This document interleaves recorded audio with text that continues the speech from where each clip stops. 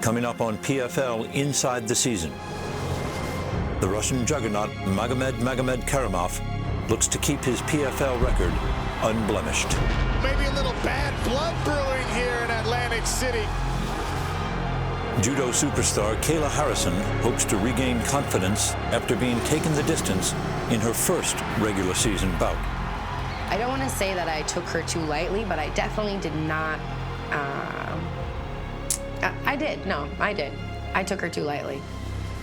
And Hawaiian slugger Ray Cooper III faces adversity in his quest to make another run at PFL Gold. Oh, it's dropped! Cooper is dropped and in big trouble!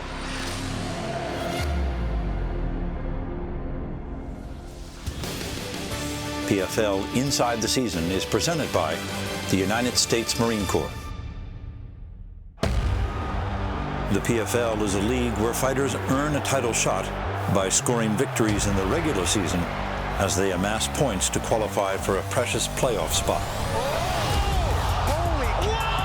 The quicker the win, the more points scored, and the higher their playoff seeding. The fourth fight of the year was the second and final event of the regular season for the welterweights and the women's lightweights. When the dust finally settled, 12 fighters, 4 women and 8 men, would leave the building that evening with playoff spots secured and their chance for PFL Gold and the $1 million prize still within their grasps. It was going to be one hell of a fight night. Tonight at Ocean Casino Resort is the final chance for the women's lightweights and the men's welterweights to earn points and clinch their spots in the PFL playoffs. Magomedkerimov turned in a spotless 5-0 campaign to secure the 2018 PFL title and the $1 million prize that came with it. Magomedkerimov with the upset over Ray Cooper. While he may have flown under the radar then, he did not figure to catch anyone by surprise in 2019. After a stunning first-round stoppage of John Howard to open the season, he was back to take on top newcomer Chris Curtis. Curtis had told everyone that he was here to save the fans from another Magomedkerimov title. He's a good fighter. I'll give him that. He's a good fighter. He's good everywhere. Great top submission game, top pressure. He's good everywhere. He's not bad anywhere, really. And, you know, he was a champion from last year, but on the same side, all those people you beat last year weren't me. Like, you beat a bunch of people who weren't me. And I've said it once, I've said it again, I've said it 1,000 times already. I'll say it 1,000 times more. I'm the best guy in this tournament, hands down, bar none. The Ohioan was one of the top welterweight prospects in the sport and was coming off an impressive third-round finish of durable Andre Fialho in his PFL debut. Fialho maybe has given us an edge. That's it. The brash rookie was looking to make a statement against the established champ. Magomedkerimov in the blue trunks.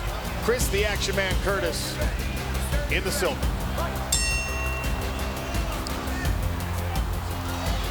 Up and down, Magomed takes Chris Curtis's back. Magomedkerimov riding Chris Curtis's back. So maybe a little bad blood brewing here in Atlantic City. Chris Curtis stood up between rounds and said, "Fight me." After her first fight in the PFL's historic women's 155-pound division, there were tears streaming down the face of Kayla. She had just won a convincing unanimous decision, but they weren't tears of joy. The two-time Olympic gold medalist has always been her own worst critic, and the disappointment of not finishing Larissa Pacheco overflowed as she made her way out of the arena. I don't want to say that I took her too lightly, but I definitely did not. I did. I took her too lightly. I kind of thought that it was going to be a little bit of an easy fight, and that was my mistake. Now she was determined that wouldn't be the case when she squared off against Morgan Fryer as she looked to lock in a playoff seed. With 2 months rest, Ray Cooper III's dominant victory over his estranged cousin Zane Kamaka and the family drama that went with it was in the rearview mirror. Now the Hawaiian knockout artist could turn his sights back on his real rival, Magomedkerimov. Dreams of a PFL title slipped from his grasp when he was submitted by the Russian to close out the 2018 season. It is all over. Wow. It was a bittersweet end of the year in which Cooper had tallied 4 wins, all by knockout. He would face off with veteran fighter John Howard to close out the regular season. But Cooper made it clear. His crosshairs were locked on the man who had ended his magical 2018 run. Kind of make mistakes when you're in a championship match. I was going in for the takedown and I left my neck out too much. I just really want to get that match back and get back to the finals. Maybe looking one fight ahead and not focusing on the powerful John Howard, who dropped down from middleweight, left him vulnerable because no one could have imagined what would happen next.